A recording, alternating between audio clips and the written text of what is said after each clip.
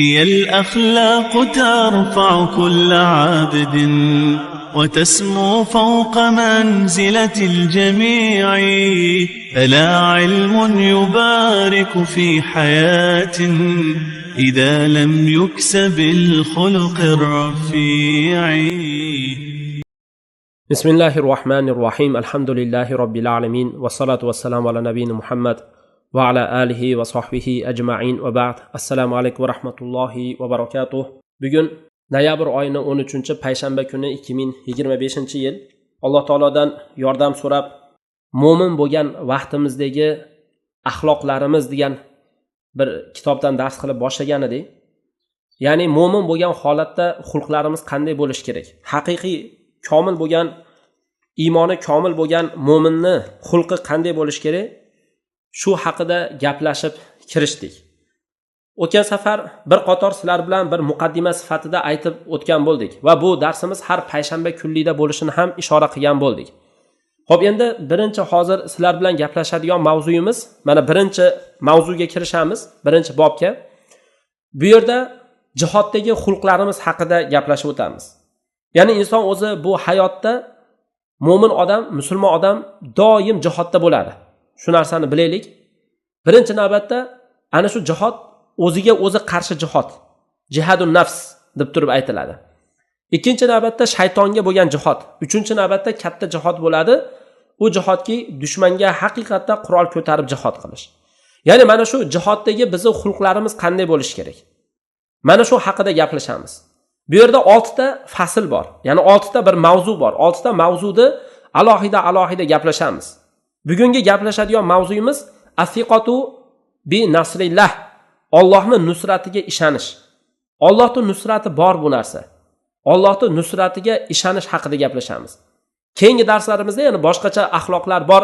Masalan, shahodatga tayyorgarlik ko'rish, keyin yana nusrat, keyin yana g'alaba qozonish. 4-chi mavzuda g'alaba qozonish bor, 5-chisida shijoat bor, 6-chisida sabr va o'zaro sabrlashlik holatlari bor.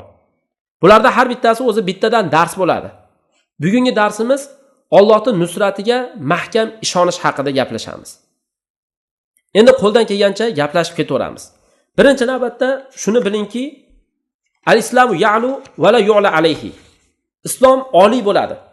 Undan hech bir narsa oliy bo'lmaydi. Islom va islom ahli, musulmonlar, mu'minlar oliy ular. Shuni e'tibor bering. Mana Alloh taolo Qur'oni Karimda siz bilan bizga marhamat qilib aytadi-da: "Va la tahinu va la tahzanu va antumul a'launa in kuntum mu'minin." Sizlar zaif bo'lmanglar deydi. G'amgin bo'lmanglar. Sizlar mu'minsizlar, sizlar oliysizlar deydi. Sizlar agar mu'min bo'lsanglar, nima qilasizlar zaif bo'lib? Mu'min odam doim oliy. Islom shunaqa insonni oliy qilib qo'yadi. Al-islamu ya'lu va la yu'la degani shu.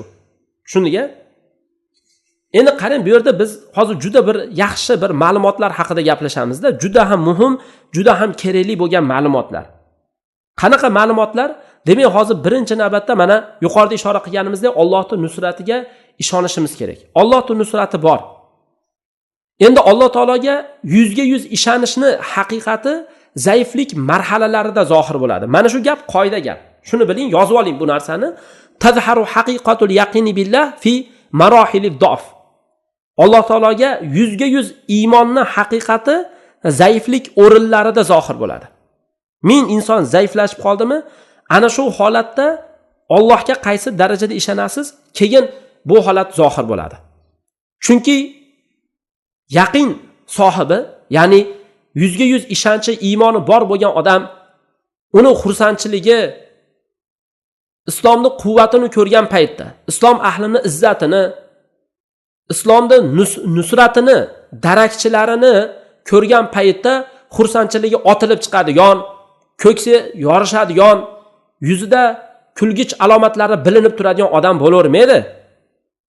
Balki Allohga haqiqiy ishongan insonning yaqini zulmat qancha qorong'u bo'lsa, qancha torlik qattiq bo'ladigan bo'lsa, g'am qayg'ular qancha jamlanadigan bo'lsa, butun ummatlar qarshi kelsa, ana shu paytda Allohga yaxshi ishonch hosil qilgan insonning iymoni mana shu holatda hosil bo'ladi.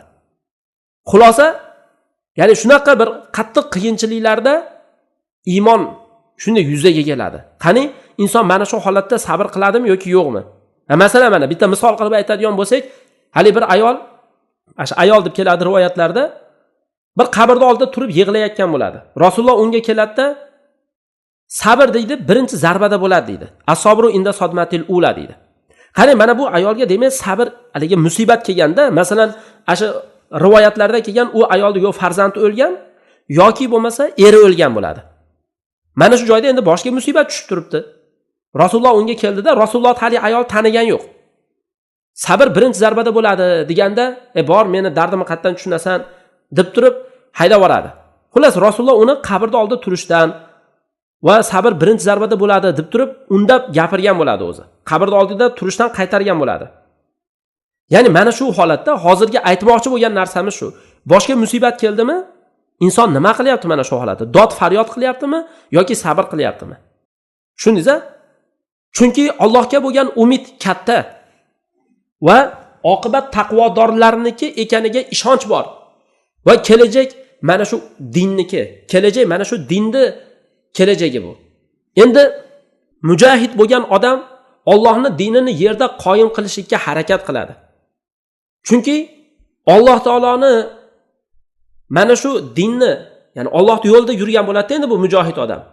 Chunki uni yo'li mana shunday sabr va yaqinga qaralgan bo'ladi. Ya'ni Allohning yo'li albatta sabr va yaqin, mustahkam iymonga qaragan bo'ladi. Iymonga qarab turib bu yo'lda xotirjam yashaysiz. Tushundingiz-a? Mana shu yo'lda, din yo'lida siz iymoningizga qarab turib xotirjam bo'lib yashaysiz. Masalan, odam qancha bir narsani o'ylarsa, ana shu tarafda musibat kelaveradi masalan. Xo'p, qari, Shayxul Islom Ibn Taymiy rahimahullohni aytayotganligini eshitdim. Sabr bilan, yaqin bilan dindagi imomatga erishiladi. Keyin mana Alloh taoloning so'zini tilovat qildi. Va ja'alna minhum a'immatan yahduna bi amrina lamma sabaru va kanu bi ayatina yuqinun. Va ja'alna minhum a'immatan. Biz ulardan imomlar qilib qo'ydik. Ular bizni farmonimiz bilan hidoyat qiladi. Ular qachon hidoyat qiladi? Bizni farmonimiz bilan hidoyatda bo'ladi ular. Sabr qilgan paytda va mustahkam bizni oyatlarimizga iymoni bo'lgan paytda bizni farmonimiz bilan hidoyatlanadigan, o'zlari ham hidoyatda bo'ladi, boshqalarda ham hidoyat qiladigan imomlar qilib qo'ydik degan. Ya'ni e'tibor bering-da, bu yerda hozir Ibn Taymiy rahimahullohda aytgan so'zi, insonda sabr bo'lsa va yaqini bo'ladigan bo'lsa, mustahkam bir iymoni bo'lsa, dinda imomlikka erishiladi. Ya'ni dinda imomat darajasiga yetadiki, boshqalar unga ergashadigan bo'ladi. Boshqalar undan o'rnak oladigan bo'ladi. Falonchini qara deb turib, masalan, asha falonchi deb, misol uchun sizni nazarda tutib sizdan o'rnak oladigan bir holatga aylanadi, ya'ni. Tushunyapsiz-da? Demak, mana shu joyda bizga, sizga kerak bo'lgan narsa, demak, mana shu iymon yo'lida, ya'ni shu din yo'lida sabr kerak, yaqin kerak, iymon kerak va sabr kerak. Sabrimiz bo'lsa, ko'p narsada yutamiz. Sabr o'zi 3 ta narsada sabr bo'ladi. Alloh taoloning buyruqlarida sabr qilasiz, qaytariqlardan sabr qilib o'zingizni ushlab turasiz. Yana bittasi boshingizga kelgan musibatlarga sabr qilasiz. Endi yaqin bu juda ham mustahkam iymon bo'lish kerak. Bo'ldi, shu bilan dinda imomat darajasiga inson yetadi. Xo'p, qarang, yana insonga berilgan eng katta muhim bo'lgan narsa iymon.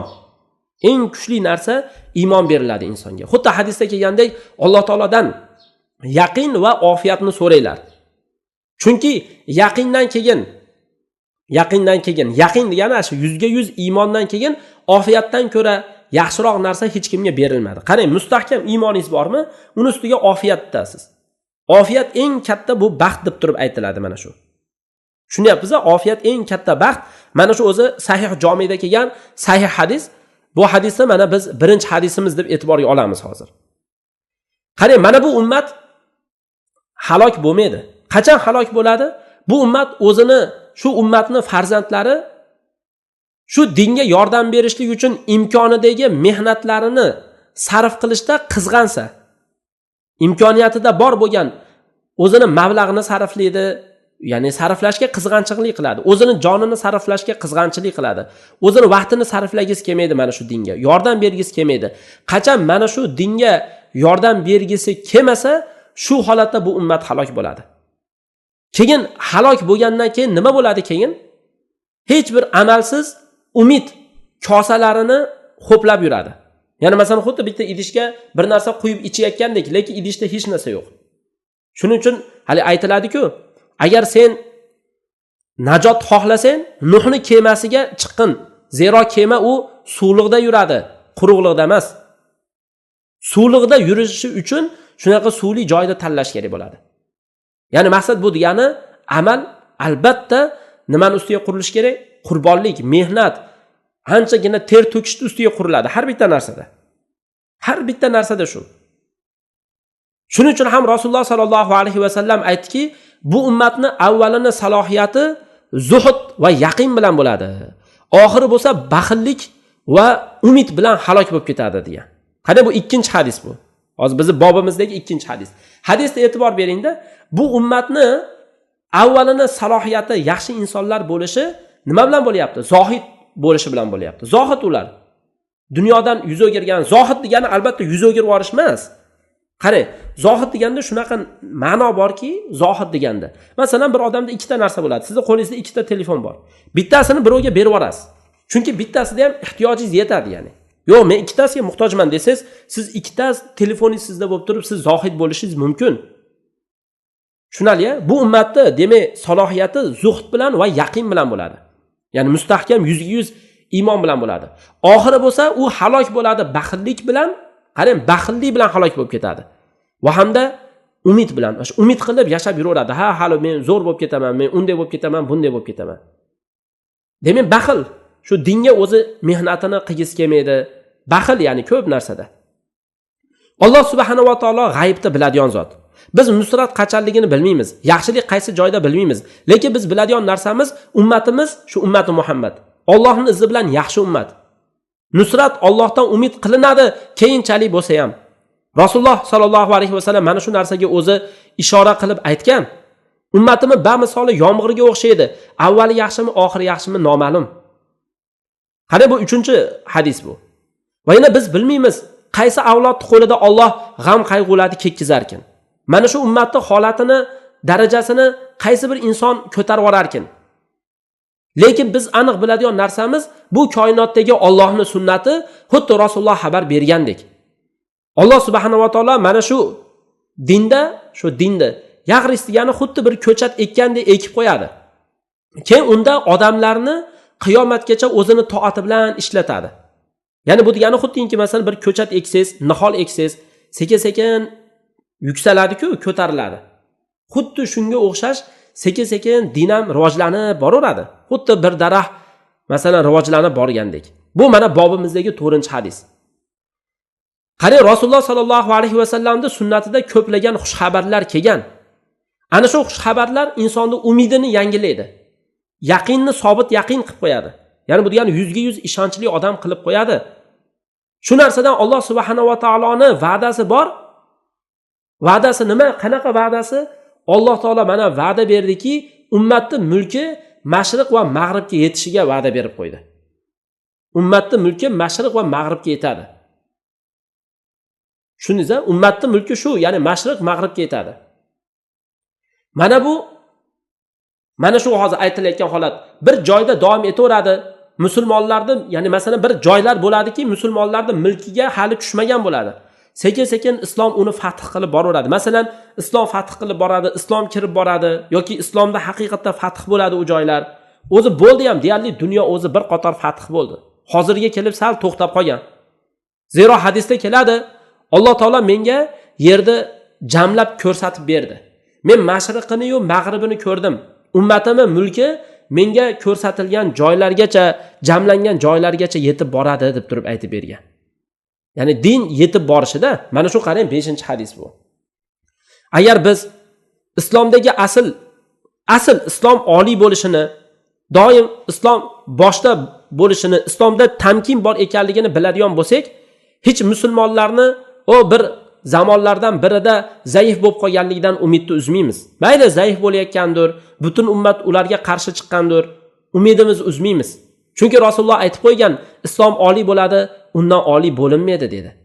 Islom oliy bo'ladi, islom ya'ni yuksakka qarab ketaveradi. Islom musulmonlar oliy bo'ladi. Ayni Alloh taolo aytgani kabi. Vala tahinu vala tahzanu va antumul a'launa. Zaif bo'lmanglar, g'amgin bo'lmanglar, sizlar oliysizlar. Sizlar oliysizlar deb aytildi mana. Biz musulmonlar oliymiz, hech zaif bo'lmasligimiz kerak. Ha deb turib tashab qo'ymasligimiz kerak. Harakat qilaverasiz, qo'ldan kelgancha harakat qilaverasiz. Harakat qilganlar eplab bir narsa qilib yuribdi hozirgacha. Qarang, Rasululloh sallallohu alayhi va sallam islomda ziyoda bo'lishini, davomiy ziyoda bo'lishini xabar berib qo'ydi. Islom ziyoda bo'ladi. Shirk va shirk ahli noqis bo'lib boraveradi. Shirk va shirk ahli noqis bo'lib boraveradi. Hatto degan ikkita ayol kishi ular hech narsadan qo'rqmasdan yo'lga chiqadi. Illo bir zulmdan qo'rqadi xolos, boshqa hech narsadan qo'rqmaydi. Ya'ni yer yuzida o'zi hukmronlik, ya'ni shunaqa bo'ladi, omonlik bir yuzaga keladi deb aytilganda. Hozirgi kunda ham alhamdulillah omonliklar bor. Bu yerda keyin yana qarang, shu narsa borki, mana ikkita ayol yo'lga chiqadi, qo'rqmaydi hech narsadan, faqat javrdan, zulmdan qo'rqadi. Kimdir zulm qilib qo'ymasa ketaveradi. Endi bu yerda ba'zi rivoyatlarda faqat bo'ridan qo'rqadi deb ham kelgan. Ya'ni nafsim uni qo'lda bo'lgan zotga qasam ichib aytaman, kunlar va kechalar ketmaydi, hattoki mana shu din bu yulduzning o'rniga yetib bormagunigacha. Maqsad bu yerda din yoyiladi, ya'ni. Alhamdulillah yoyildi, butun dunyoga yetib boryapti bu din hozirgacha. Va rivojlanishda davom etaveradi. Umid qolaveradi mana. Musulmonlarning saltanatini davom etishi davomiy bo'ladi Allohning izni bilan. Musulmonlarning kuchini, saltanatini davom etishi Allohning izni bilan bo'ladi. Qarang, men avvallari o'ylanardim. Biron bir islom diyori bir fath bo'lib qolarmikin, bir chala-chulpa islom bo'lsa ham mayli edi deb o'ylanib yurardim-da. Bir qancha vaqt o'tdi, mana Afg'oniston fath bo'lib ketdi. Bir qancha vaqt o'tdi, Suriya fath bo'lib ketdi. Mayli, bularda endi qancha masalan noqisli holatlar bor ichida, lekin avvalgi holatidan ko'ra yaxshiroq. Ayniqsa mana Afg'onistonni qarang. To'g'ri, ichida qancha ishkal holatlar, bir narsalar bor, yoki Suriyaning holatini qarang. To'g'ri, ancha bir muncha ishkalli holatlari bor, lekin boshqa avvalgi holatlardan ko'ra yaxshiroq. Ya'ni bo'larmikin shunaqa deb o'ylanardim, alhamdulillah bo'ldi masalan. Rasululloh sallallohu alayhi va sallam har qanday umidsizlikni eritib tashlaydigan, umidsizlik holatini yo'q qilib tashlaydigan xushxabarlarni yetkazdi. Umidsizlik holatini daf qiladigan xushxabarlarni aytib qo'ydi. Har bir mehnat sohibini sobit qiladigan narsani aytib qo'ydi. Har bir umidni yo'qotgan qalbni mana shu dinni avlodlari bilan rohatlantiradigan, shu dinni avlodlari bilan rohatlantiradigan narsani xushxabarini berib qo'ydi. Qachon hayna la yajudu basisa amalin yulma'ulah. Bir uchqun bo'lib turadigan uchqun, ya'ni uchqun bo'lib turadigan bir umidni uchquni topilmagan bir paytda. Ya'ni masalan xuddiki hamma joy bo'ldi, bu mag'lub bo'ldi deb turib uchqun yo'q bo'lib turgan bir mahallada, bir paytda gapirgan demoqchi-da. Qani Rasululloh o'zi haqiqatda aytib bergan-ku masalan. Qarasiz, bu yoqda mushriklar tinmay bosim o'tkazyapti Rasulullohga, ashablariga. Hali odamni yetti uxlab tushiga kirmaydigan bir holatda aytib berdi Rasululloh. Ya'ni hech narsa yo'q hali. Ana shu paytlarda bir bu din yuksalib ketaveradi. Mana shu dinni shunday bir avlodlar vujudga keladiki, din tepaga qarab ketaveradi dedi. Haqiqatan mana Rasulullohdan keyin qancha janglar bo'lib ketdi. Tarixni o'qing, tarix bu narsaga guvoh. Deyarli 1200 yil islom hukmronligining ostida yashagan. Dunyo shunaqa bo'lganda. Dunyo shunaqa bo'ldi. To'g'ri, u yoqda bu yoqda janglar bo'lib turavergan. Qani Rasululloh bizga aytib berdi. Mana shu ummatga mana Rasululloh xush xabar bergan deyapti mana. Ya'ni bashiril hadil umma, bu ummatga xush xabar beringlar degan. Xush xabar bergin sana bilan. Sano nima degani? Sana degani yuksakka ko'tarilish. Yuksakka ko'tariladi, din oliy bo'ladi, din, yuksaklik, nusrat, yerda tamkin bo'ladi, imkoniyat bo'ladi. Hozir kunda ham masalan shaxsiyatga qarab imkoniyat borda. Masalan, o'zingiz vataningizda yurasiz, ja unaqa imkoniyat bo'lmaydi, tashqariga chiqasiz, alhamdulillah bir imkoniyatni ko'rib maza qiladi odam. Qarang, imkoniyatlarni ko'rib, masalan, odam juda bir yayraydi misol uchun. Hech o'zingizni davlatingizda yo'q, bir tuzuq quruq ilm ola olmaysiz. Odamlar hozirgi kunda qancha-qanchasi mana Misrga boradi, ilm olib yuradi. Boshqa joyga boradi, ilm olib yuradi masalan. Qarang, alhamdulillah mana shu ne'matlarni kengayishi. Mana bu hozir bizni bobdagi 8-hadis. Ya'ni mana bu joyda mana shu rivoyatlar insonni umidini paydo qiladiki, hali ko'p narsa bo'ladi hali. Keyin mana shu jihod qiyomatgacha davom etadi. Va haqda zohir bo'lgan toifa ularni yordamsiz tashab qo'yganlar ularga zarar bera olmaydi. Hech kim zarar bera olmaydi. Ular davom etadi hatto Allohning farmoni kelgunigacha. Mana shu haqida Rasululloh bizga aytib beradi. Bu din qoyim bo'lib davom etadi. Unda musulmonlarning bir jamoati urushadi, hatto qiyomat qoyim bo'lgunigacha. Qiyomat qoyim bo'lgunigacha davom etadi degan, qarang. Mana shu 9-raqamdagi hadis. Endi Alloh taoloning huzuridagi miqyos u insonning miqyosida emas. Ya'ni Alloh bir narsani o'lchashi, Alloh bir narsani misol uchun taqqoslashi insonda taqqoslashiga o'xshash emas. Alloh taolo qarang, zaiflikdan quvvatni hosil qilib qo'yadi. Zaiflik holati bor-ku, shu zaiflardan o'zi odamga nusrat keladi. Masalanda bir insonga rizq keladi, shu bir zaifi sababli. Masalan, uyda aytaylikki bitta invalid farzand bo'lsa, shu invalid farzand sababli shu oilaga rizq kelib turgan bo'lishi mumkin. Yoki bo'lmasa, masalan, mana ba'zi rivoyatlarda keladi, bir xonadonda ilm o'qiydigan odam bo'ladi. Shu ilm o'qiydigan inson sababli ana shu oilaga rizq kelib turadi. Masalan, ilm deyotganimizda bu yerda shar'iy ilm, dunyoviy ilm emas. Qarang, shunaqa holatlar bo'ladi-da. Shuning uchun mana bu narsa Rasululloh sallallohu alayhi va sallamning so'zlarini ta'ammul qilgan odam tarafidan juda ochiq bu narsa. Shunday yaqqol ko'zga ko'rinib turadi. Innama yansurulloha bil umma bi da'ifiha degan. Mana bu ummatga Rasululloh zaifi bilan o'zi yordam beradi deb turib aytdi-da, qarang. Zaif odam bilan yordam beradi. Ularning duosi bilan, ularning namozi bilan, ularning ixlosi bilan degan. Masalan, mana qancha beva bechoralar ularga yordam berishlik bilan insonga nusrat keladi. Masalan, mana ba'zida bir odam bir ayolga uylan, shu ayolga desa uylanmaydi. Masalan, u ayolning yetimi bo'ladi, bittami, yarimtami, masalan, ikkitami, ya'ni yetimi bo'ladi. Ana shu ayolga uylansa, shu yetimiga qarashga to'g'ri keladi. Buni bolasi bor ekan, bolasi bo'lsa men olmayman, uylanmayman. Masalan, shunaqa holat bo'lib qolgan. Endi o'zi aslida mumkin mana shu bola, shu yetim sababli insonga rizq keladi. Zotan mana shu narsani mana aytib qo'ydi. Qarang, bu ummatga Alloh taolo zaifi bilan nusrat beradi. Zaifiki ularda duosi bilan duo qiladi-da, qarang. Mana duo qilish kerak ekan demak. Namozi bilan, ixlosi bilan. Ba'zida masalan qarang, bu narsa bizga juda katta narsa bo'ladi. Oilaviy narsalarda ham ayol kishi erini duo qilishiga dalil bo'ladi. Ayol kishi uyda o'tirib erini duo qilish kerak. Duo qilish kerak. Erini ixlos bilan namozlarni o'qib, tinmay duo qilsin. Allohim erimga baraka ber deb, topganiga baraka ber deb duo qilsa, eri mumkin boy bo'lib ketadi. Shu ayol zaifa sababli. Ya'ni bil aks bo'lib tursa-chi.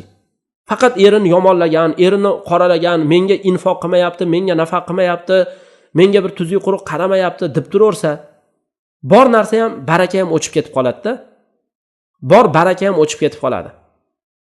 Shu narsani masalan shunday tajriba qilgan odamlar biladi. Endi yana aytayapti, qarang, inna zalikal muslimal masuqa bil aghlal. Kishanlar bilan yetalangan mana bu bir musulmon odam. Ya'ni masalan haligi nima deydi, mana kishanlar bilan yetalangan bir musulmon odam deb qo'yapti. Masalan, qo'llariga kishan solinadi, olib kelib qamoqlarga o'tkazib qo'yiladi. Al mahbusa fil aqbiya. Aqbiya degani o'zi bu yerda bir kiyimlarda mahbus ushab qo'yilgan odam bo'ladi. Mumkin hali qamab qo'yilgan odam demoqchi-da. Keyin al mulahaq fi kulli makan, har bitta joyga olib borib qo'yiladi masalan, zaif holatda, ya'ni hech narsa qo'lidan kelmaydi. Siloh yo'q, qashshoq, hech bir vaqos yo'q. Qancha odamlar qamoqda o'tiradi, yegani narsasi yo'q.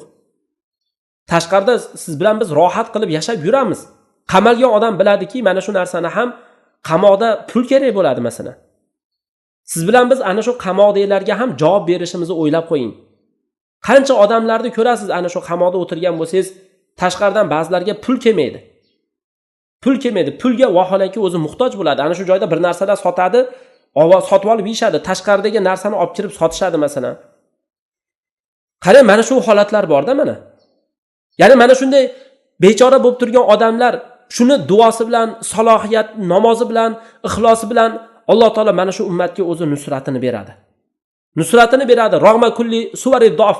Mayli zaiflik suratiga, har qanaqa holatga qaramasdan. U zaiflik suratki bu insonda tamomiy gavdalan bo'lgan o'zi. Xuddi Rasululloh sallallohu alayhi vasallam mana ishora qilib aytib qo'ygan shunga.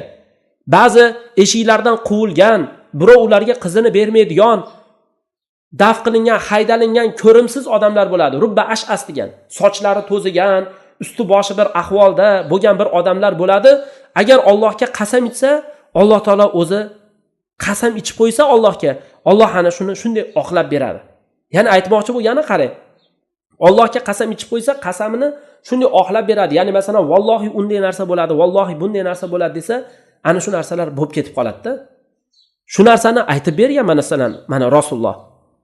Qancha masalan shu bechora mana zaiflarga yordam berishlikka mana shu joyda ham dalil kelib chiqadi. Qarang. Biz bugungi kunda quvvatni dushmanni qo'lida ekanligini ko'ramiz. To'g'ri, qarasangiz, dushmanning qo'lida quvvat bor. G'alaba ularda. Bizda g'alaba yo'q. Qurol yaroq deysizmi, oxirgi rusumdagi bombalarimi, oxirgi rusumdagi siz bilan bizni kuzatib turadigan narsalarimi? Lekin biz hech ham unutmaymiz, Alloh taolo o'zi mana shu koinotda o'zi tasarruf qiladi. Allohning ko'zi mo'min bo'lgan bandalardan g'aflatda emas. Alloh doim mo'minlarga shunaqa xorli holatda davom etishiga rozi bo'lmaydi. Dushmanlari ularga qahr holatda doim g'olib bo'lgan holatda davom etishiga rozi bo'lmaydi. Xuddi Rasululloh sallallohu alayhi vasallam aytib o'tgan, mizon Rahmonning qo'lida. Bu 12-raqamli hadis bo'ladi bu. Mizon tarozi Allohning qo'lida. Bir qavmlarni ko'taradi, bir boshqalarni shunday pastga tushirib tashlaydi. Albatta bizni Alloh subhanahu va taolo pastga tushirgandan keyin ko'taradi. Agar bizdan Allohning roziligiga sidiq bo'lgan harakatni ko'radigan bo'lsa, haqiqatda harakat qiladigan bo'lsa, intansurulloh yansurkum, Allohga yordam beradigan bo'lsalaring, Alloh sizlarga yordam beradi va qadamlaringni sobit qadam qilib qo'yadi. Har bitta davrda Alloh subhanahu va taolo ummatni nafsiga yaqinni qaytaradigan bir avlodni vujudga chiqarib qo'yadi. Qarang, har bitta davrda, har bir asrda ummatni ich-ichiga yaqinni olib keladigan bir odamlar yuzaga keladi. Ya'ni mana shu ummatda yaxshilikda o'zib ketadigan odamlar vujudga keladi. Qiyinchiliklarga e'tibor bermaydi. Insonlar ularga ergashishlikka harakat qiladigan odamlar keladi.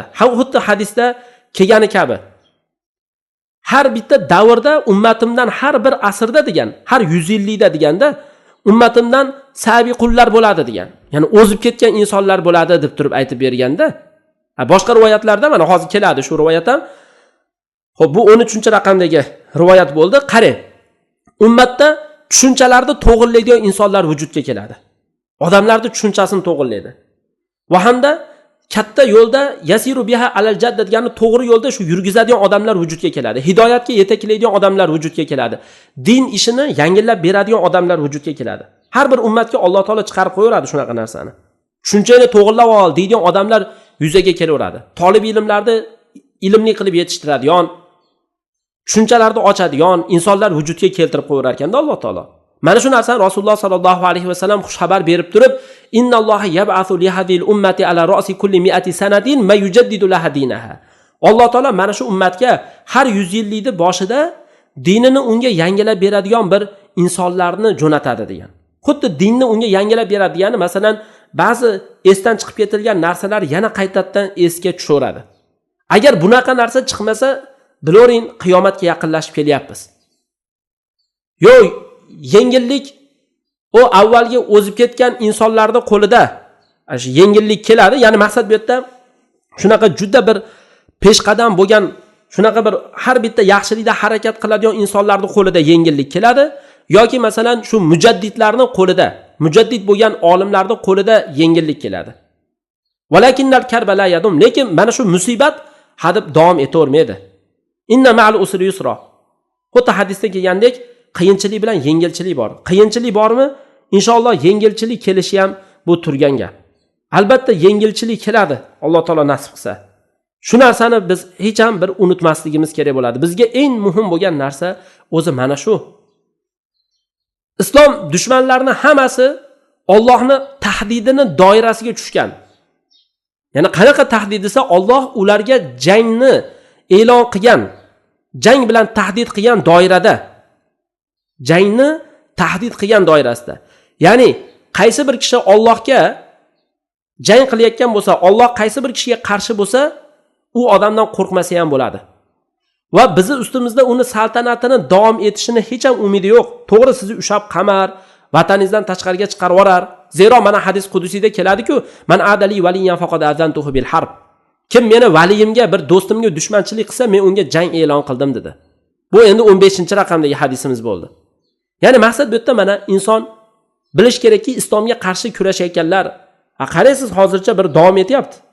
Lekin shu bilan birgalikda ko'p o'tmasdan yo'q bo'ladi.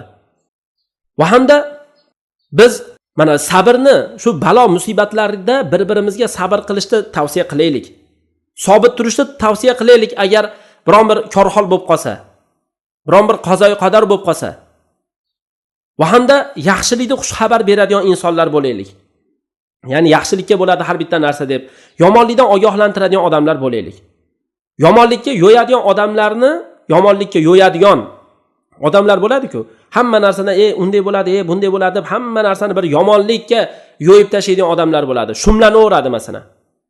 Mana shunaqa odamlarga ya'ni aytaylik, shunday odam bo'laylikki, hali bir uzun kutilgandan keyin aytadigan odam bo'laylikki, Rasululloh sallallohu alayhi vasallam xuddi o'zini ashablariga aytgani kabi, ashablari ham balo musibatlarni ko'pligidan, qattiqligidan shikoyat qilganda, Allohga qasamki, Alloh taolo mana shu ishni albatta tamomiga yetkazadi, albatta to'liq qilib qo'yadi.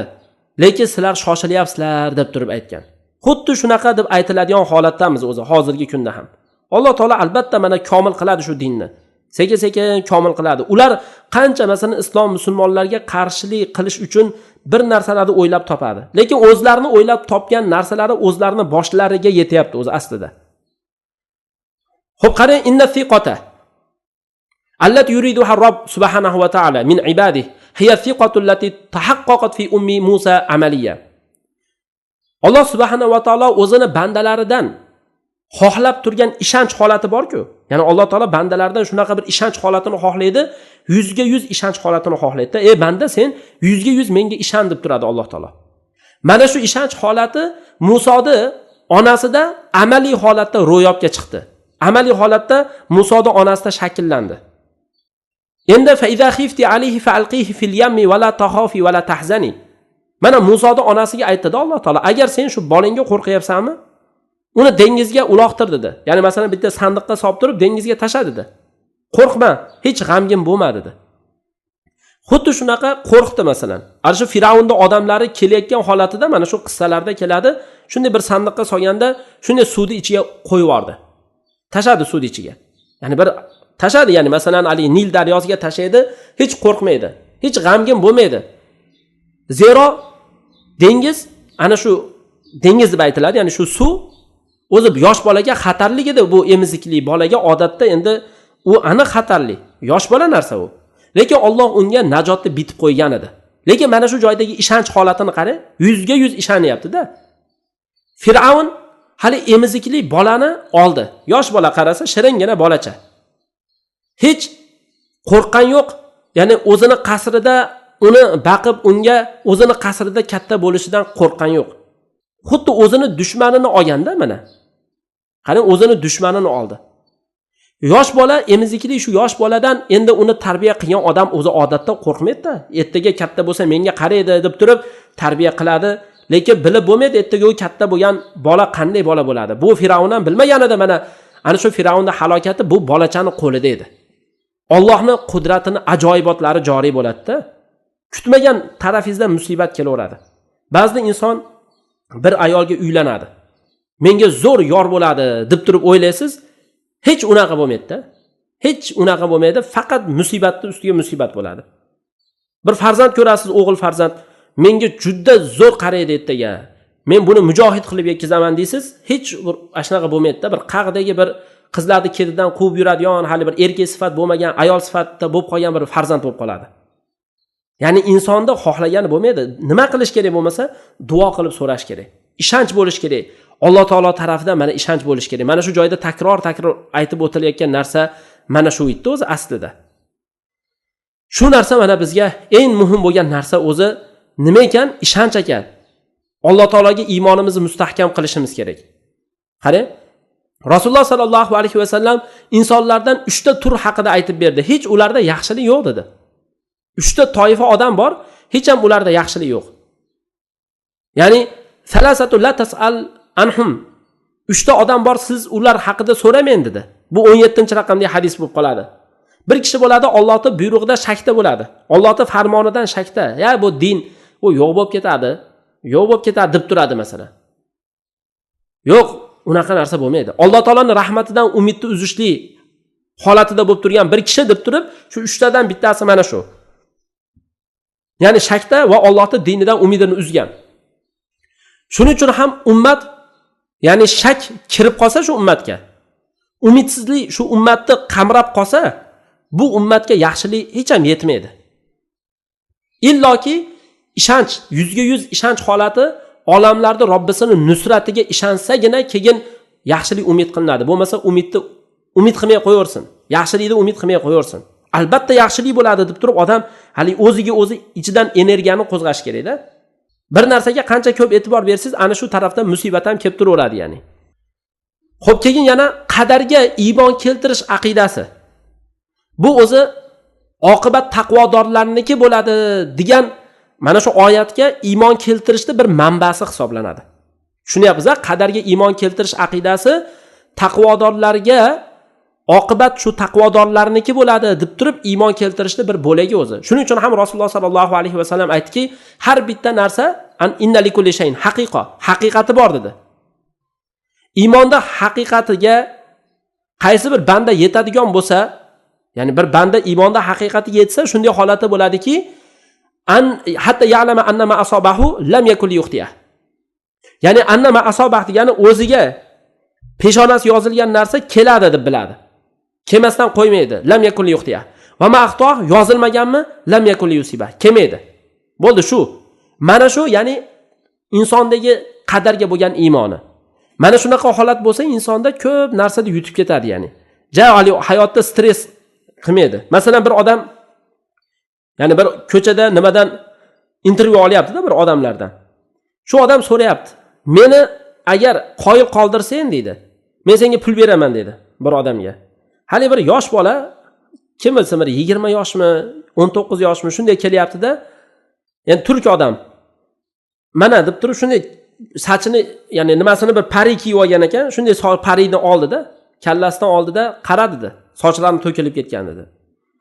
Hali odam ham hayron, nimaga sochlaring to'kilib ketgan? Men ko'p stress qilganman deyapti. Siqilavergan ekanda hadeb. Sen yosh bola narsa nimaga stress qilasan, nimaga siqilasan? Qarang, mana shu aytmoqchi bo'lganim, ana shu qadarga iymon keltirmaslik odamni shu holatga olib kelib qo'yadi. Bu qadarga iymoni bor, lekin iymon ustligi. Iymonning ustligi mana shu holatga olib kelib qo'yadi. Juda ko'p kuzatiladi bu narsa. Lekin bu yerdagi masala Alloh subhanahu va taoloning va'dasi orqada qolish masalasi emas. Ya'ni bu yerda hozir biz aytayotgan narsamiz Allohning va'dasi kelmayapti degani emas. Lekin taqdirlangan bir vaqt soati bor har bitta narsani. Belgilangan muddati bor.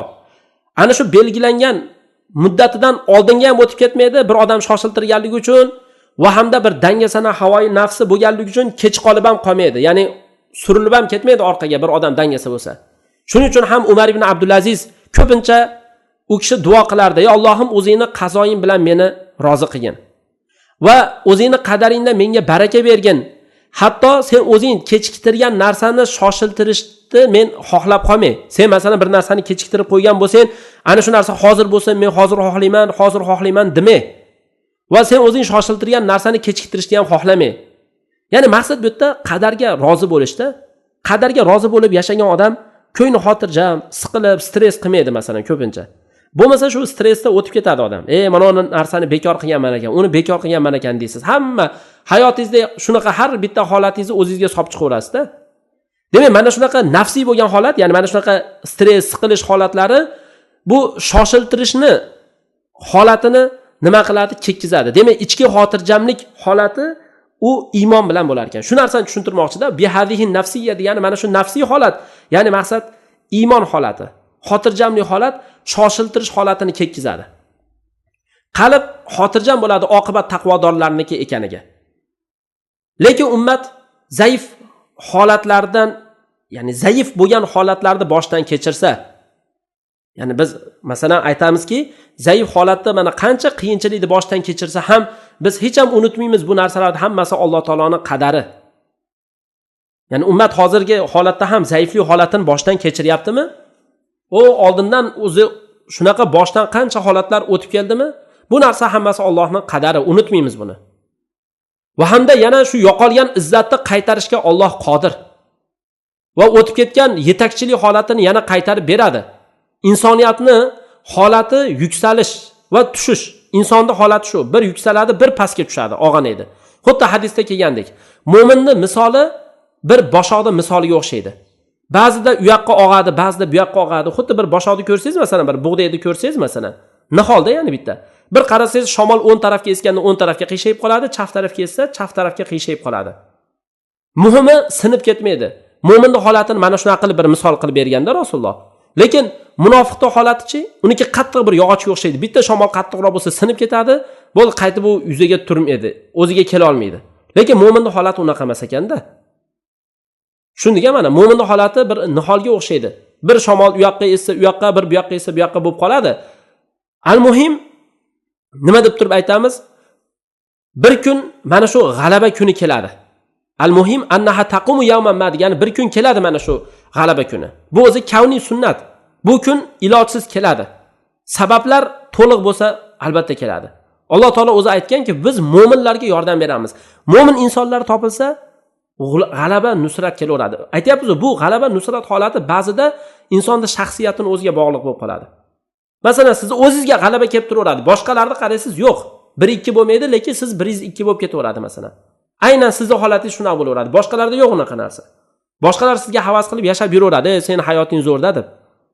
Shunaqa havas qilib o'tib ketaveradi. Chunki siz sabablarni qilib qo'ygansiz. Iymoningiz bormi? O'zi eng katta narsa mana shu. Alloh taoloni butun ummatlardagi sunnati xuddi shunday. Zero hadisda keladi mana. Qarang, hadisda aytib bergan, menga ummatlar ko'rsatildi degan Rasululloh. Mana shu bizni bobdagi 20-hadis bo'ladi bu. Ummatlarni ko'rdim men deydi. Bir payg'ambarni ko'rdim deydi. Unda ozgina 3-4 ta odami bor edi. Bir payg'ambarni ko'rdim, oldida bitta 2 ta kishi bor edi. Va bir payg'ambarni ko'rdim, oldida hech kim yo'q. Hech kim iymon keltirmagan ana shu payg'ambarga. Lekin shu bilan birga edi, shu payg'ambarlar da'vatni davom qilganda, davom etdi da'vat. Demak, vasa tabqa mahma laqiyat min dafin. Ya'ni mana shu da'vat qolaveradi qancha zaiflik. Asha ba'zi bir zamonlarda qancha zaiflik holati bo'lgan bo'lsa ham davom etaverar ekan. Mana Alloh sunnat qolaveradi demoqchida. Ba'zi bir zamonlarda zaiflik holati qancha bo'lsa ham.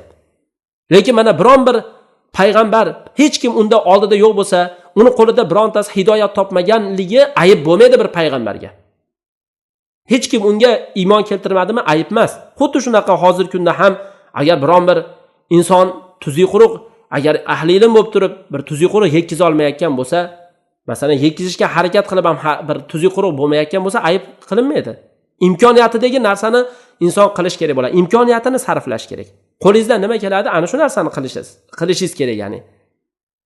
Qarang, shu narsani aytayapti mana. Bu yerda hozir payg'ambarlarda bo'ldi shu narsa. Imkon qadar harakat qildi. Endi ayib bo'lmaydiki, hech kim uni qo'lda iymon keltirmagan bo'lsa. Shuncha da'vatda mehnatini sarflash bilan birga. Hatto mana Nuh alayhisalomda aytiladi-ku, 950 yil da'vat qildi. Shu ba'zi rivoyatlarda keladi, kemani yasaganda kemaga 7 ta yoki 8 ta erkak kishi chiqqan, 5-6 ta ayol chiqqan deyiladi. Shu darajada bo'lganda masalan, iymon keltirganlar bo'ldi chiqish kerak, najot topish kerak edi. Qarang, mana shunday holatlar bo'lib o'tib ketdi tarixda. Xuddi shunaqa mana mujohid odam ham u nusratga erishmasa hech ayblanmaydi. Masalan, siz bir mujohidga yordam beryapsiz. U shaharlarni fath qila olmadi. Shaharlarni fath qilmadi deb turib unaqa qilmaysiz. Yoki masalan bir talib ilmga yordam beryapsiz. Bir tuzi qurib 1-2 bo'lgan bo'lmasa, bo'ldi deb turib tars etib undan yordamni kesib qo'ymaslik kerak bo'ladi. Shuning uchun mana bu joyda mana mujohid ham ayblanmaydiki, nusratga erishmagan bo'lsa. Shuncha jihodiga qaramasdan, jihodi uzun bo'lsa ham. Balki sabablarni ushashda taqsir holati o'zi bizga ayb bo'ladi. Suskashlik holati bizga ayb bo'ladi. Tushunyapsiz-da? Imkon qadar mehnatni baxillik qilyapsizmi? Baxil qilyapsiz masalan, imkon qadar masalan hozir hammada mana suskashlik holati bor. Masalan, ilm o'qib yuradigan odam bor mehnatini sarflamaydi shu ilmga. Bu yoqda u ana shu talib ilmga yordam berayotgan odam ham tuzi quruq bir yordam bermaydi. Hammada qarasangiz noqislik holati bor. Demak, imkon qadar ana shu mehnatni baxillik qilish u bizga ayb bo'ladi. Garchi ozgina narsa bo'lsa ham. Tushunyapsiz? Hattoki Alloh subhanahu va taolo o'zi xohlagan paytda, o'zi qachon xohlasa, qolganini Alloh taolo o'zi ahd qilib qo'ygan, ana shu narsa bo'lib ketadi mana.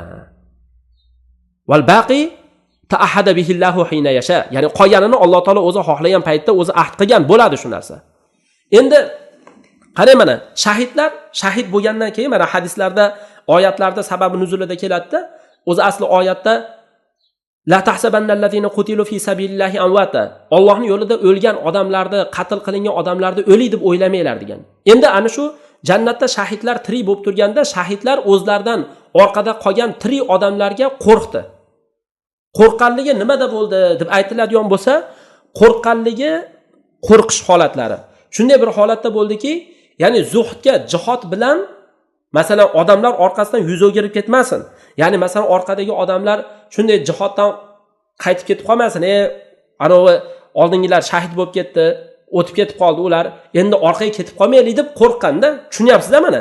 Demak, shahid bo'lgan odamlar o'zlaridan keyin tirik odamlarga ularni jihoddan yuz o'girishlikka olib boradigan ishonchini zaif bo'lib qolish holatidan qo'rqqanligi uchun yoki jihodni samarasidan umidsizlanish holatidan qo'rqqanligi uchun Alloh taologa shahidlar aytganda, ey Alloh taolo degan, bizni o'zimizni birodarlarimizga biz haqimizda jannatda tirik yurganligimizni, rizqlanib turganligimizni kim yetkazadi degan. Ular jihoddan yuz o'girib ketmasin, jang paytida orqaga ketib qolmasin. Kim yetkazadi deganda Alloh subhanahu va taolo men sizlarni nominglardan yetkazaman deb shunda oyat nozil qildi. Ya'ni oyatni nozil qildi. La tahsabannallazina qutilu fi sabilillahi amwata. Allohning yo'lida qatl qilingan odamlarni o'lik deb o'ylamanglar. Ular tirik, Alloh huzurida rizqlanib turibdi. Doim xursand holatda ular. Doim xursand bo'lib rizqlanib turibdi degan. Demak, mana bu joyda ham mana bizga hozir xulosa qilib mana shu misolni keltirishimizdan maqsad nima? Ya'ni muhimi Alloh taoloning nusratiga ishonch bo'lish kerak. Muhimi siz masalan qo'lingizdan kelganini qiling. Masalan ba'zi odamlarda mana men eshitib qolaman, birovga yordam bersam deydi, u o'zi yeb qo'ysachi deydi. Yesa yer, yesa yesin, siz qo'lingizdan chiqqanini beryapsizmi? Bo'ldi, u siz o'zingizni mehnatingizni qildingiz, ajringizni olib ketaverasiz. Xo'p, qarang. Demak, deyapti mana xulosa. Aniq, ya'ni kech payt u yorishligi, kunduzi kelishi aniq. Axlat, hashaklar hammasi hech bir foydasiz ketadi. Insonlar yerda turishi, ya'ni insonlarga yerda foyda beradigan narsalar qoladi. Xuddi olamlarda Robbisini qadari davom etaveradi, davom etadi, oqibat taqvodorlarniki bo'ladi oxiri. Xulosa shu, mana bu yerda hozir sizlar bilan gaplashmoqchi bo'lgan narsalarimiz. Endi bu yerda mana shu joyda mana bu faslda, bu mavzuda sizlar bilan gaplashgan narsalarimizni xulosasi va moddalari birinchi navbatda demak nima bo'lish kerak ekan? Alloh taologa mustahkam ishonch bo'lish kerak ekan. Buni sohibul yaqin deyiladi. Ya'ni yaqin sohibi. Alloh taologa juda qattiq ishonch bo'lish kerak. Dunyo qancha insonni ko'ziga tor bo'lib qolsa ham, shu ushab sizni qamab qo'ygan bo'lsa ham. Bu birinchi navbatda. Ikkinchi navbatda yana shuni bilishimiz kerakki, sabr bilan, yaqin bilan dindagi boshliq holatiga yetasiz. O dinda peshvo bo'lasiz. Uchinchi navbatda yaqin insonga berilgan eng yaxshi narsa ekan. Ummat shu bilan yaqin bilan isloh bo'lar ekan. Ya'ni iymonda bu mustahkam 100% iymon deb aytiladi. Qarang, masalan, men bir hadisni bir misol qilamizda, bo'ldi, ana shu hadisga iymon keltirasiz. Misol uchun qarang. Mana ba'zi hadislarda keladi, inson agar qarz olib bo'lsa ham uylansa deydi, Alloh taolo o'zi ana shu insonni qarzini to'lashga yordam beradi. Ya'ni bu yerda aytmoqchi bo'lgan narsam, inson iffatini tiyish uchun qarz olib bo'lsa ham uylansa yordam beradi deb kelgan. Inson shu narsaga harakat qilaveradi. Xuddi shunaqa qarang, yana boshqa bir hadislarda keladi, misol qilib aytaman. Agar odam bolasi o'lsa, iza mata ibnu adam inqata anhu amaluhu. Amali uziladi insondan. O'ldingizmi, bo'ldi, amal to'xtaydi. Illa 3 ta narsadan deb turib, mana shunda inson sadaqa joriya qilib qo'ygan bo'lsa, ilm qoldirgan bo'lsa yoki solih bir farzand nima qilib qo'ygan bo'lsa, orqasidan qoldirib qo'ygan bo'lsa deb turib kelgan. Demak, shu bilan shu narsaga biz mustahkam iymonimizni qilaveramizda, harakat qilaveramiz. Shuningizda sadaqa joriya qilishga harakat qilamiz, uylanamiz, o'zimizni orqamizdan yaxshi farzand qolish uchun, ilm qoldirishga harakat qilamiz. Shu narsani sabablarini ushlaymiz endi. Endi bo'ladi emas, shu narsani sabablarini qilish kerak bo'ladi. Xo'p, keyin yana Alloh taolo mana shu dinni xuddi ekib qo'yaveradi. Ya'ni xuddi ko'chatdek, niholdek ekib qo'yaveradi, davom etaveradi. Yaxshilik Allohning izni bilan kelaveradi. Mana shu bu yerda olgan 4-foydamiz, xulosamiz. Allohning nusratiga yana ishonch hosil qilishni xushxabarlardan, ya'ni Allohning nusratini xushxabarlaridan alohida aytib o'tamiz. Ummatni mulki, ya'ni mana shu din mashriq va mag'ribga yetar ekan. Xuddi hadisda kelgandek. O'zi yetib ham bo'ldi o'zi. Keyin yana islom doim oliy bo'ladi, undan oliy bo'linmaydi. Islom ziyoda bo'ladi. Bir inson islomga kirdimi, bu yerda shu narsa borki, o'zini ziyoda qilishga harakat qilish kerak, iymonini ziyoda qilishga harakat qilish kerak. Har kuni yangi narsalar o'rganib, yangicha bir ibodatlarni qilib, yangicha deganim, ya'ni oldin qilmagan shu sunnatlaringizga amal qilasiz. Masalan, misvey qilasiz, misol uchun hech agar kecha 1 soat qilgan bo'lsangiz, bugun yana ham ko'proq qilishga harakat qilasiz. Qo'ldan kelgancha yangilik, ya'ni ko'proq qilishga harakat qilaveradi odam. Shirk noqis bo'ladi. Mana shu narsalarni o'tdik. Va hamda tamkinga va'da bor. Ya'ni hali insonga Alloh taolo tamkin beradi. Din oyoqqa turishda davom etadi. Mana shu narsani o'tdik mana 3-navbatda. Ya'ni Alloh taolo ummatga zaifi bilan yordam berar ekan. Zaif insonlar bilan yordam beradi. Xuddi beva, bechoralar, zaif odamlar bilan nusrat kelaveradi. Va hamda bir qavmlarni Alloh ko'taradi, boshqalarni pastga tushiradi. Xo'p, yana 5-oladigan foydamiz, har bitta davrda shunaqa bir peshvolar chiqadi, mujaddidlar chiqadi. Alloh taolo o'zini dushmanlariga jang e'lon qildi, masalan, man adali waliyan faqat azantuhu bil harbi. Mana shu narsalarni o'tdik. Va hamda nusrat keladi. Bu 6-navbatda. Lekin insonlar shoshilyapti, yoki shak qilyapti, yoki qadarga bo'lgan iymoni sust. Va hamda va'da aniq bo'ladi. Lekin Alloh subhanahu va taolo u o'zini vaqti soatini, mana shu va'dani vaqti soatini belgilab qo'yadi. Atbolar ozligida harajam yo'q ekan. Ya'ni masalan, ba'zida sizga ergashgan odam kam bo'ladi. Mayli, bu narsada muammo yo'q. Lekin asosiy ishkallik nimada bo'ladi? Sabablarni olishdagi suskashlik holati mana shu ishkal holati bo'ladi. Alloh taolo o'zi ofiyat bersin. Mana shu bilan bugungi haqiqiy mu'min bo'lgandagi bizi axloqlarimiz degan bu darsimizni mana shu joyda to'xtaymiz. Endi kelasi safar shahodatga tayyorgarlik ko'rish haqida gaplashamiz.